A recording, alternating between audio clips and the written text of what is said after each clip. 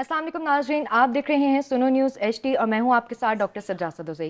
नाजरीन, पिछले कई दहाइयों से पाकिस्तान को जिस दहशतगर्दी का सामना है और जिस दहशतगर्दी में जो जो अनासर मुलविस हैं, उनकी हकीकत और उनकी हैसियत किसी से ढकी छुपी नहीं है। अफ़गानिस्तान इस वक्त इंडिया की प्रॉक्सी के तौर पे काम कर रहा है और ना सिर्फ पाकिस्तान के अंदर खुदकुश हमलों में मुलविस है, बल्कि अब तो हद हो गई कि पिछले एक हफ्ते से हमें सरहद के ऊपर भी उनका मुकाबला करना पड़ रहा है और हमारे फौजी नौजवानों को मुस्तकिल तौर पे शहीद किया जा रहा है। नाज़रीन, इन खवारजियों के हवाले से आज के प्रोग्राम में बात करेंगे और हमारे साथ जो शख्सियत मौजूद हैं वो किसी तारुफ के मोहताज नहीं है, बल्कि ये कहा जाए कि वो मुजाहिद इस्लाम है तो इसमें कोई दूसरी राय नहीं होगी। जी हाँ, हमारे साथ मौजूद हैं डॉक्टर उमर रियाज अब्बासी साहब। अस्सलाम वालेकुम सर। सर, ये जो मौजूदा सूरत हाल है जो हम 22 फरवरी से देख रहे हैं कि मुस्तकिल तौर पे पाकिस्तान में चौकियों को निशाना बनाया जाता है, हमारी लॉ इन्फोर्समेंट एजेंसीज को निशाना बनाया जाता है, तो ये खवारिज और खवारजी हमलों के बारे में आपकी क्या राय है और इस्लाम इस बारे में क्या कहता है? बिस्मिल्लाहिर्रहमानिर्रहीम। बहुत शुक्रिया डॉक्टर साहिबा। अपने नाज़रीन को भी अस्सलाम वालेकुम। देखिए, ख़वारिज का जो फितना है, पहली बात ये मुसलमानों में इसका आगाज़ हुआ है। इनको ख़वारिज इसीलिए कहते हैं कि दीन से खारिज हो चुके हैं, ठीक है, निकल चुके हैं। और इनका ज़हूर जो फ़िक्री तौर पर था वो नबी अकरम सल्लल्लाहु अलैहि वसल्लम के दौर में हुआ, जब कबीले तमीम का एक शख्स ज़ुल खवैसरा तमीमी आप सल्लम माल तकसीम फरमा रहे थे, तो उसने आके कहा, या मोहम्मद इत्तक़िल्लाह, ए मोहम्मद सल्लम अल्लाह से डरो, मादल्ला, माल सही तकसीम नहीं कर रहे। तो उसने जब ये कहा तो हुजूर ने फरमाया, अगर माल मैं सही तकसीम नहीं कर रहा तो रोए ज़मीन पर कोई इंसाफ नहीं कर रहा। तो उसने बारगाह मुस्तफ़ा सल्लम में बेअदबी की, मुर्तकिब हुआ। हज़रत उमर ने तलवार निकाली तो आप सल्लम ने फरमाया, नहीं छोड़ दो, लोग कहेंगे ये कत्ल करते। इसकी नस्ल में, मेरी उम्मत में ऐसे लोग निकलेंगे जिनका आखिरी गिरोह दज्जाल का मुआविन होगा, दज्जाल के साथ निकलेगा। वो कलमा पढ़ेंगे, दीन से निकल जाएंगे, कुरान पढ़ेंगे, कुरान उनके हलक से नीचे नहीं उतरेगा, उनकी तहबंद लटकी होगी, घनी दाढ़ी होगी, सर मुंडा हुआ होगा। वहुम शर्रुल खलाइक, वो बदतरीन मखलूक होंगे। और ये जो मैं अलामतें आपको बता रहा हूँ, ये मेरे पास किताबें मौजूद हैं, सही बुखारी, मुस्लिम, अबी दाऊद, इब्न माजा, मुस्तदरक, और फिर अइम्मा ने उसकी तस्रीहात की, मुत्तफ़क़ अलैह हदीस, किताबुल खवारिज में, इस्तिताबा में, वल मुर्तद्दीन में, वल मुआनिदीन में ये चैप्टर्स कायम किए गए। तो हुजूर ने फरमाया, वहुम किलाबुहुमुन नार, they are the dogs of the hell. अब दो चीज़ें मैं अपने नाजरीन को बताऊंगा। सबसे पहले, किसी के कुरान पढ़ने पे ना बहक जाया करें, किसी की वज़ाकता पे ना बहक जाया करें, किसी के क़ारी कुरान होने पे ना बहक जाया करें, इसलिए कि नबी पाक सल्लल्लाहु अलैहि वसल्लम रहमतुल लिल आलमीन बना के भेजे गए, वमा अर्सलनाका इल्ला रहमतल लिल आलमीन। वो हस्ती जो ताइफ में पत्थर खा के भी उनके लिए भी दुआएं करे, वो इन कलमा गो बज़ाहिर मुसलमानों के लिए बद्दुआ क्यों करती है? सिर्फ बद्दुआ नहीं, बल्कि कहा कि बदतरीन मखलूक। There are more than 18,000 creations, living creations यहाँ पे मौजूद हैं।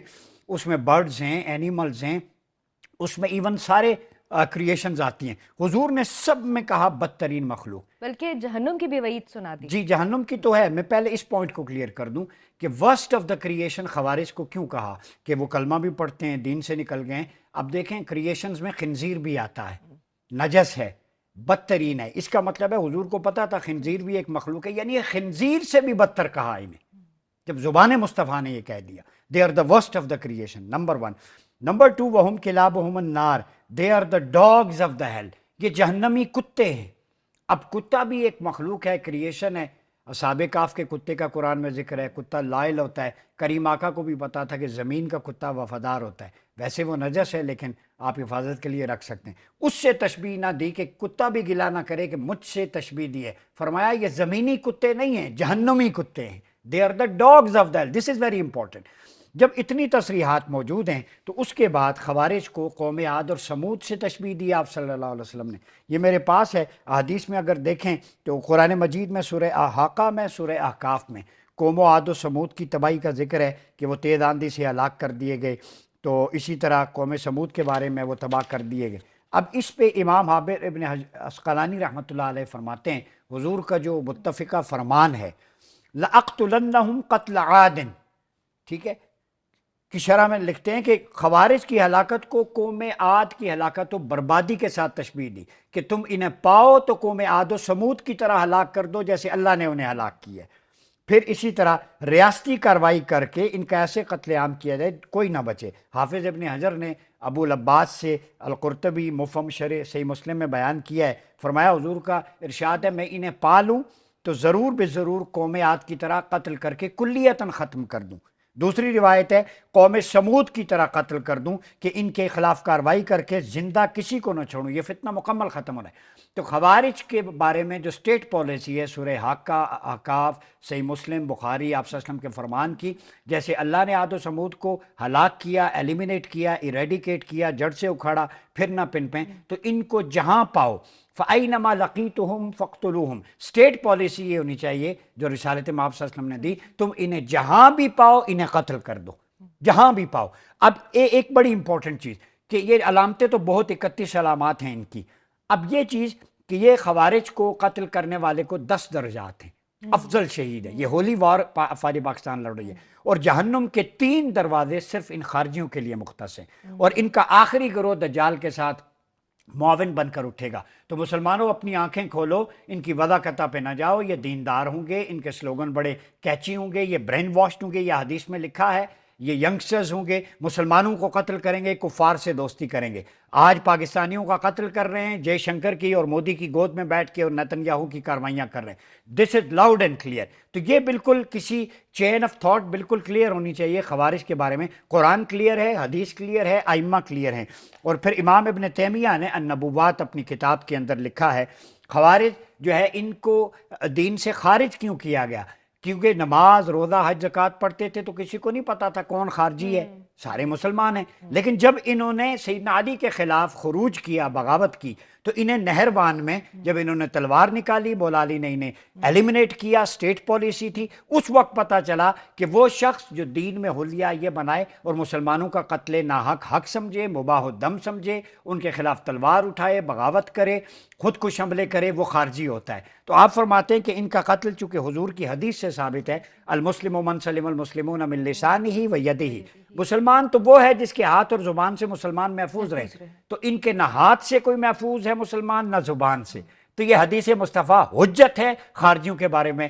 دیر از نو روم فار نیگوسیشن, ان کے ساتھ مذاکرات نہیں ہیں, انہیں ایلیمینیٹ کرنا چاہیے. اچھا سر, ہم نے دیکھا کہ پاکستان نے تقریباً 3 دہائیوں تک ایک بڑے بھائی ہونے کا ثبوت دیا, اور افغان نیشن جو ہے اس کو نہ صرف فیسیلیٹیٹ کیا, بلکہ آج جو لوگ بڑے بڑے عہدوں پہ بیٹھے ہوئے ہیں ہمارے پڑوسی ملک میں, جو یہیں پہ پلے بڑھے, پاکستان کے احسان مند ہونے کے بجائے وہ پاکستان کے خلاف بات کر رہے ہیں. تو اس مومنٹ پہ آپ کیا سمجھتے ہیں کہ یہ جو پاک افغان جنگ ہے, کیا یہ 2 بھائیوں کی جنگ ہے, یا یہ ایک جنگ ہے جو کھلم کھلا دہشت گردی کے خلاف ہے؟ دیکھیں ڈاکٹر صاحب, بہت سگنیفیکنٹ کوشچن کی ہے, بڑا امپورٹنٹ ہے. تھینک یو کہ اتنا ڈیپلی انسائٹ ہے آپ کی بھی اس سبجیکٹ پہ, کیونکہ لوگوں کے ذہنوں میں سوشل میڈیا میں دیکھ رہا ہوں کنٹمپریری سینیریو میں, جی اپنے اپنوں کو مار رہے ہیں, یہ کیا ہو رہا ہے. پہلے جو ہم نے بحث کی اس میں ان کا سوال بالکل جواب آ جاتا ہے, لیکن پھر بھی میں بتا دوں پالیسی کیا ہے. پاک افغان تعلقات کی اگر آپ بات کریں, 1947 میں ہمارے خلاف UN میں کون گیا, پاکستان کو تسلیم نہیں کیا, ڈیورنٹ لائن کو تسلیم نہیں کیا. اور میں ناظرین کو دلیل کے ساتھ بات کر رہا ہوں, بلکہ 50 اور 60 کی دہائیوں میں ہمارے اوپر اٹیک بھی کیا گیا تھا, اٹیک بھی کیے. لیکن کوئی افغانستان کی شورا کا مفتی, آپ کے پوڈ کاسٹ میں کہہ رہا ہوں, پوری شورا آ جائے, تنہ تنہا میں قرآن و سنت لے کے آؤں گا, ہمارے ساتھ ڈیبیٹ کر لیں. اگر میں جھوٹا ثابت ہو گیا, مجھے پھانسی لٹکا دے, میرا خون معاف ہے. اگر ہم اپنا مقدمہ ثابت نہ کر سکے, پھر ہماری شرائط پہ بات ہوگی. یہ ایک پاکستانی ہونے کی حیثیت سے, یہ پاکستان کا, ملک پاکستان کا ایک انٹلیکچوئل اور سائبر ادنا سا سولجر ہونے کی حیثیت سے یہ چیلنج کر رہا ہوں پوری کی پوری افغان امارت اسلامیہ کو, شورا کو, کہ جس قرآن کو تم پڑھتے ہو ہم بھی پڑھتے ہیں, تم من پسند کی تشریح کرتے ہو. میرے پاس علامہ ابن تیمیہ, امام تقی الدین سبکی, امام شاطبی, امام ابن بزار, امام عسقلانی, امام بدر الدین عینی, شیخ محدث علی دہلوی, عبدالعزیز محدث دہلوی, ملا علی قاری, ابن عابدین شامی, عبدالرحمن بخاری, امام اعظم ابو حنیفہ, ٹھیک ہے, شیخ شمس الدین سرخسی, یہ ائمہ کی تصریحات میرے پاس بھری پڑی ہیں. تو تم اپنا مقدمہ لے کے آؤ, ہم اپنا مقدمہ لے کے. دیکھیں یہ 2 بھائیوں کی بالکل بھی جنگ نہیں ہے, قرآن واضح ہے. اگر جو شخص یہ ائمہ کی تصریحات ہیں مسلمانوں پر, ایون آپ صلی اللہ علیہ وسلم کی فرمایا کہ مسلمان کو کافی گالی دینا فسق ہے, اور اس کو قتل کرنا کفر ہے, ٹھیک ہے. सिबाब मुस्लिम फसूक, मुसलमान को सब करना, इंसल्ट करना, डिग्रेड करना, ये फसूक है, फिस्क है, बहुत बड़ा जुर्म है। लेकिन वक़त्लुहु कुफ्र, और उसको कत्ल करना ये दायरा इस्लाम से खारिज कर देता है। इवन आप सल्लल्लाहु अलैहि वसल्लम ने ये मना फरमाया कि मुसलमान पर तलवार सौंतना जिससे वो प्रेशर में आ जाए, ये भी जायज़ नहीं है। यहाँ तो बारूद से उड़ाया जाता है। जो जिसने आपने एक बात की इंसान की जान ली, उसने तो गोया पूरी पूरी इंसानियत की जान इंसानियत ली। की। अब देखें ना, मौक़ात मदीना हुई, मुहाजिरीन और अंसार के दरमियान जब रियासत मदीना की तश्कील स्टार्ट हुई, तो अंसार ने अपने घर बार सब कुछ खोल दिया था उन्हें साथ। यो हैव और हैव नॉट इकोनॉमी जनरेट हुई थी जो आप सिस्टम के दौर में। उसके बाद तारीख़ इंसानियत में पहली दफ़ा जब रशिया आया, उसको हमने रोका। ये कहते हैं ना, हमने बड़ी बड़ी एम्पायर, वो भाई तुम्हारी क्या औकात थी, वो हमने एम्पायर्स को रोका था। लेकिन फिर भी उसके बाद जो महाजरीन की आबादकारी हुई, 60 लाख तुम्हारे लोग पाकिस्तान में आए, हमने दरवाजे खोले, कारोबार तुम्हारे साथ शेयर किए, अपॉर्चुनिटीज़ दी, तुम्हें कैंप्स दिए, फैसिलिटेट किया, तुम्हारी क्रिकेट टीम को पेशावर और पिंडी और लाहौर में ट्रेन किया। इतना दामन कौन खोलता है? रियासत मदीना में मुआखात मदीना के बाद दूसरी बड़ी मुआखात पाकिस्तान थी। मुआखात मदीना सानी थी जो हमने की, और सिला क्या मिला कि तुम पाकिस्तान के खिलाफ मैच खेल के इरफान पठान से इंडियन को खुश करने के लिए डांस करते हो, वहाँ IPL में पैसे डॉलर्स पकड़ने के लिए तुम पाकिस्तान के खिलाफ मुगल्लादात बकते हो। यहाँ हमारे लोगों के बिजनेसेस तबाह हुए, लेकिन हमने तुम्हें एकोमोडेट किया। तुम्हारी अफ्यून की, चर्च की जो पोस्ट की काश्त है, उसकी कमाई यहाँ आके तुम फ्लैट्स खरीदते। तुम पाकिस्तान का वीज़ा लेके, शनाख्ती कार्ड लेके बाहर के मुल्कों में जॉब के लिए गए। हमने कहा ठीक है भाई हैं, लेकिन वहां जाके बकवास की। स्टेडियम में तुम हमारे लोगों को कुर्सियां मारते रहे। अब आए असल बात दो भाइयों की। कुरान की सूरह हुजरात का chapter 49 of the Holi Quran, व इन ताइफतान मिनल मुमिनीन इख्ततलू फस्लिहू बैनहुमा। अगर मोमिनों के दो ग्रोह आपस में लड़ें तो पहला काम है सुलह करवाओ। अगर मोमिनों के, बिलीवर्स के, ये तो पहली बात है, बिलीवर्स से ही खारिज हैं कुरान और सुन्नत की रोशनी में, ठीक है, इनकी जो अलामतें हैं।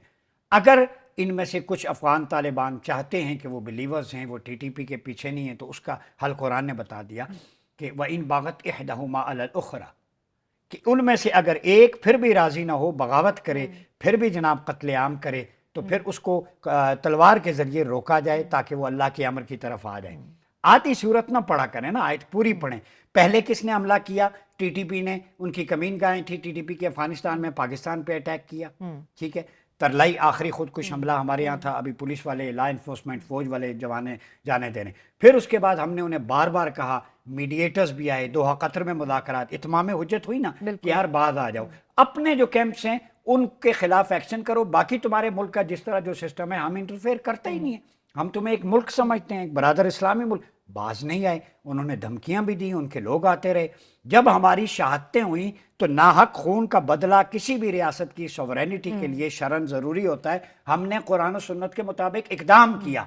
तो अब पूरी दुनिया, मीडिएटर्स, उनकी बात नहीं मानी तुमने। अब कुरान के मुताबिक हत्ता तफिया इला अमरिल्लाह, अल्लाह के अमर की तरफ वापस लौटाने के लिए हम ये मिलिट्री एक्शन कर लें, और हमारा एक्शन सूरह हुजरात की रोशनी में जस्टिफाइड है। और इसका बहुत खूबसूरत नाम गज़ब लिल हक, गज़ब लिल हक, बिल्कुल है। जब तक हक जो है उसकी फतह नहीं होगी और उसकी गालिब नहीं तरफ होगा, अमर की, अल्लाह के अमर की तरफ वापस नहीं आते। तो हम तो कुरान और सुन्नत के मुताबिक चल रहे हैं। ये दो भाइयों की नहीं, ये पाकिस्तान की खवारिज के खिलाफ, दहशतगर्दों के खिलाफ एक होली वॉर है जो हम लड़ रहे हैं। अच्छा डॉक्टर साहब, आज जैसे हम सब ने देखा कि अमेरिका और इजराइल ने ईरान की तरफ जो है वो ना सिर्फ निगाहें तो पहले बहुत पहले से जमा के रखी थी, लेकिन अगर आप टाइमिंग को देखा जाए प्रिसाइजली कि जहाँ पे पाकिस्तान को वेस्टर्न बॉर्डर की तरफ एंगेज कर दिया गया है और पाकिस्तान को जो है वो उसकी तवज्जो उसकी अपनी बॉर्डर को सेफ गार्ड करने में लगाई गई है, तो यहीं पे मूदी मोहलिक मूजी बल्कि कहना ज़्यादा दुरुस्त होगा, वो मिलता है जाके नेतन्याहू से, और उसके बाद जो है वो ईरान के ऊपर एक हमला कर दिया जाता है। तो आपको क्या लगता है कि ये जो दोनों इंसिडेंट्स हैं या ये जो दोनों एक्सीडेंट्स हैं, क्या ये वैसे ही सामने आ गए हैं या इसके पस पर्दा कोई हकायक भी मौजूद हैं? मैं आइडियोलॉजिकली, अल्लाह रब्बुल इज़्ज़त ने कुरान मजीद में बारहा ये कहा है कि कुफार इस्लाम और मुसलमानों के दुश्मन हैं। जब अल्लाह कहता है तो अल्लाह के नज़दीक आपका एनिमी वाज़ेह है। कुरान सवाल भी है, जवाब भी है, हदीस में सवालात भी हैं, किताबुल फितन एंड ऑफ टाइम के जवाबात भी हैं। कोई एग्जामिनर ऐसा नहीं है जो आपको क्वेश्चनियर और साथ उसकी आंसर शीट भी दे दे, ये एग्ज़ाम में आना है। ये वाहिद अल्लाह की ज़ात रहीम व करीम है जिसने सब बता दिया। اس کے باوجود بھی ہم بھٹک جاتے ہیں. اللہ رب العزت نے سورہ نساء کی ورس نمبر 101 کے اندر فرمایا ان الکافرین کانوا لکم عدو مبینا. اب یہ loud and clear divine statement ہے, بندے کسی کی بات نہیں ہے, کہ بلا شبہ کافر تمہارے کھلے دشمن ہیں. امریکہ اور اسرائیل چڑھ دوڑے نا ایران پہ, تمہارے مسلمانوں کے کھلے دشمن ہیں.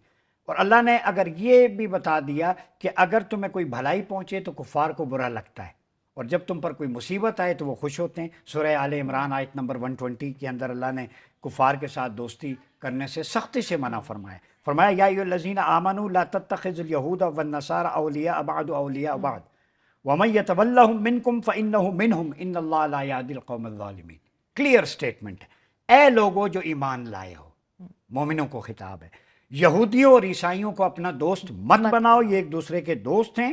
تم میں سے جو بھی انہیں دوست بنائے گا وہ بھی انہی میں سے ہوگا, بے شک اللہ عالم کو ہدایت نہیں دیتا. اب یہ سورہ مائدہ کی آیت نمبر 51.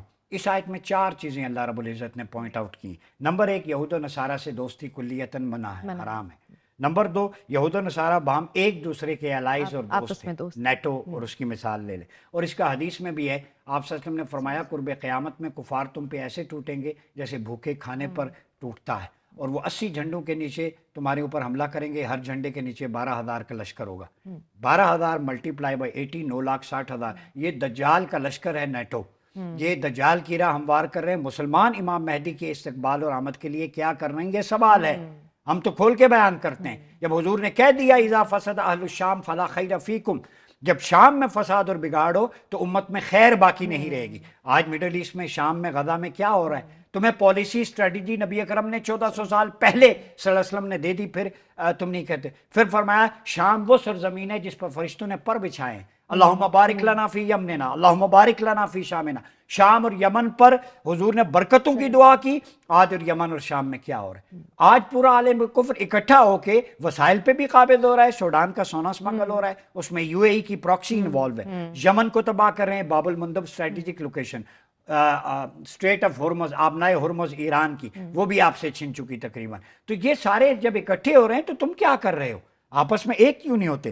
پھر فرمایا یہود و نصارہ سے دوستی کرنے والوں کا انجام انہی کے ساتھ ہوگا.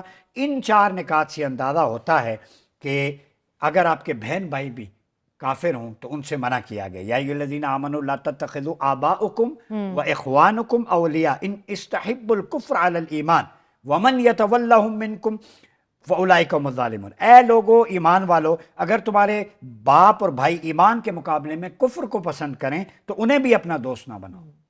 باپ اور بھائی کو بھی کہا گیا, تو اگر بناؤ گے تو وہ ظالموں میں سے ہوگا. سورہ توبہ ورس نمبر 23. پھر اسی طرح کافروں کے خلاف جھکنے سے وعید کی گئی ہے. میں سمجھتا ہوں یہ جو امریکہ اور اسرائیل کا ایران پہ اٹیک ہے, حضور کی حدیث ہے کہ اینڈ آف ٹائم میں, فتنوں کے دور میں, پہلے اہل فارس ہلاک ہو جائیں گے, پھر اہل عرب. اور اہل فارس کی بھی پیشن گوئی ہے, اگر کسی نے ساتھ نہ دیا تو یہی سچویشن چلتی رہے گی. ہم جو الائنس کی ملٹری کی بات کرتے ہیں 9,60,000 کے مقابلے میں امت مسلمہ ایک کیوں نہیں ہوتی؟ کیا حج کے موقع پر فورن اور ڈیفنس پالیسی ایک نہیں کر سکتے؟ امام مہدی کا لشکر کھڑا کریں, جو ابھی پاک سعودیہ ڈیفنس پیکٹ ہوا ہے, تو اس سے Türkiye defence packet, Türkiye defence packet, یہ سماع ہے ماتم کا دلی میں اور تل ابیب میں.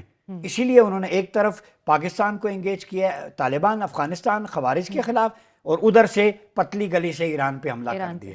اور ادھر گلف میں کیا ہو رہا ہے؟ تو مسلمانوں کو اپنی صفیں درست کرنی چاہیے. آنے والے حج پہ میں کہتا ہوں OIC, عرب لیگ ڈیڈ مردہ گھوڑے کو جان بھریں اور وہاں پہ اپنا ملٹری الائنس اسٹرائک کریں. بے شک ٹیریٹوریل باؤنڈریز الگ رہا, دس از پاسبل. یہ اکیڈمک ڈیبیٹ میں نہیں کر رہا. جب نیٹو ہو سکتا ہے, نیٹو ہو سکتا ہے تو اسلامک ملٹری الائنس کیوں نہیں ہو سکتا؟ بالکل. ورنہ یہ 5 انگلیاں ہیں نا ڈاکٹر صاحبہ, آپ بھی میرا انگوٹھا انگلی توڑ سکتی ہیں, لیکن مکہ ہے, مکہ نہیں ٹوٹ سکتا, مکہ بننا پڑے گا. تو اسی لیے میں سمجھتا ہوں یہ اینڈ آف ٹائم کی جو پریڈکشنز ہیں یاجوج ماجوج کی ہلاکت کے باب میں, وہ آگے ہم بیان کریں گے. اچھا, آپ چونکہ اینڈ آف ٹائمز کی آپ نے بات کی اور بڑی وضاحت سے آپ نے جو ہے احادیث کی روشنی میں وہ تمام چیزیں جو اس وقت ہو رہی ہیں اور جو آلریڈی 1450 سال پہلے پریڈکٹڈ تھیں ان کے حوالے سے بات کی, تو ڈاکٹر صاحب آپ کے خیال میں آج 2026 میں اینڈ آف ٹائمز کے کس فیز میں ہم داخل ہو چکے ہیں؟ دیکھیں اینڈ آف ٹائم کے آخری فیز میں, I am loud and clear. یہ میرے پاس یا بہت خطرناک بات کریں. نہیں بالکل نہیں. یہ کتاب الفتن ہے نعیم بن حماد کی.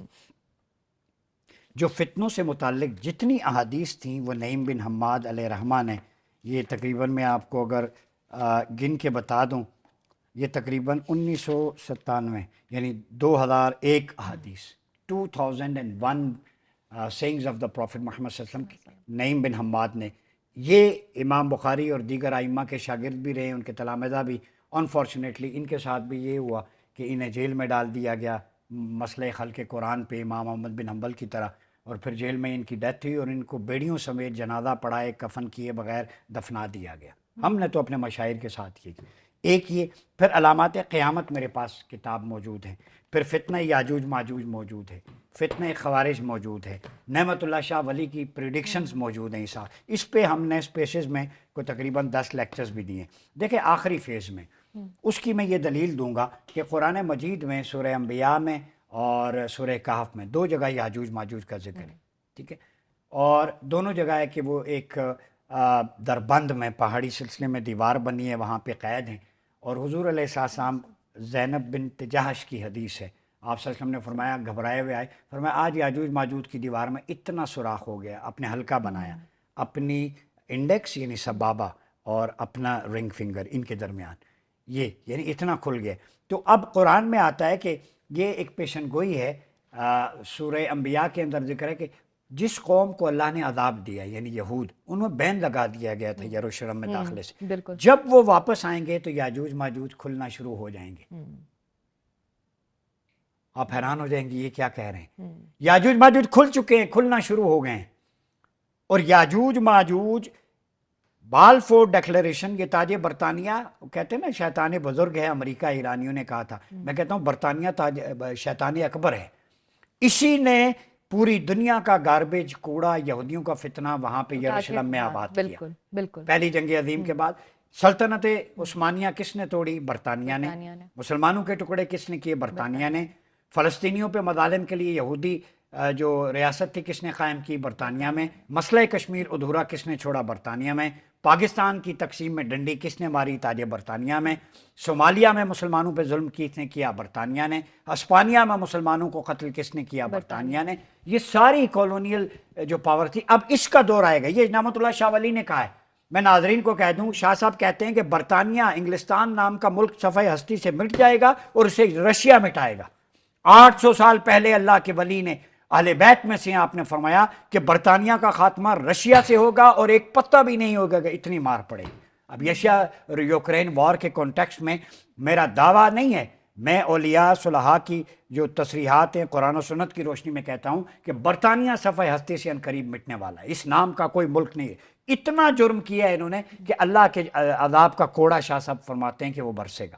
اب رہی بات علامات قیامت میں سے یاجوج ماجوج، بعض علماء کہتے ہیں کہ یاجوج ماجوج سے مراد یہ وہ نیٹ ورک اور نظام ہے جو دجالی نظام ہے۔ ایک ہے دجال جو آخر میں آئے گا، اس کی راہ ہموار کرنے کے لیے اس کے فرنٹ مین ہوں گے، ایلون مسک ہے، مارک زربرگ ہے، بل گیٹس ہے، نیتن یاہو ہے، ڈونلڈ ٹرمپ ہے، ٹھیک ہے، نریندر مودی ہے، یہ جارج ڈبلیو، یہ سارے اس کے فرنٹ مین ہیں۔ یہ فرنٹ مین اس وقت دجال کے لیے راہ ہموار کر رہے ہیں، اسپیسز میں اور مریخ پہ، چاند پہ پلاٹس کی بکنگ، پھر ایک ویژول آرٹس ادھر دکھائیں گے، لوگ کہیں گے یار یہ دیکھو اللہ کی قدرت ہے، تو وہ دھوکہ ہوگا مناظری۔ تو یہ سسٹم سارا حضور نے جو بیان کر دیا کہ حتی اذا فتحت یاجوج و ماجوج وہم من کل حد ینسلون، سورہ انبیاء میں، کہ جب وہ دیوار کھل جائے گی تو وہ آئیں گے۔ وہ دیوار دربند کی بھی ہو سکتی ہے، داریال کی بھی ہو سکتی ہے، قفقاع کی بھی ہو سکتی ہے، سینٹرل ایشیا کے پیچھے کا علاقہ ہے۔ اب وہ قوم اس میں رشین بھی ہو سکتے ہیں، منگول، چائنیز بھی ہو، کچھ بھی ہو سکتا ہے، لیکن اس کا نیٹ ورک پہلے سے بچھایا جا چکا ہے